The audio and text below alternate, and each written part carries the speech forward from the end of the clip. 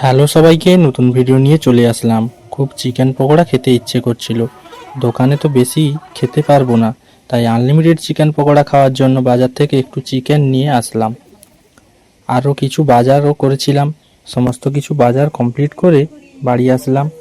চিকেনটাকে ম্যারিনেট করার জন্য সমস্ত মশলা যেমন আদা রসুন পেস্ট, কাটা পেঁয়াজ, জিরা গুঁড়ো, ধনিয়া গুঁড়ো ও লঙ্কা গুঁড়ো, সোডা পাউডার, চাট মশলা ও একটু লেবুর রস, একটু চাল গুঁড়ো আর বেসন দিয়ে আমি আমার মতো করে চিকেনটাকে ভালো করে মাখিয়ে কিছুক্ষণের জন্য ম্যারিনেটে রেখে দিলাম। এদিকে তেল গরম করতে বসিয়ে দিলাম। কিছুক্ষণ পর তেল গরম হয়ে যাওয়ায় ম্যারিনেট করা চিকেনটা কম কম করে ভাজা শুরু করলাম।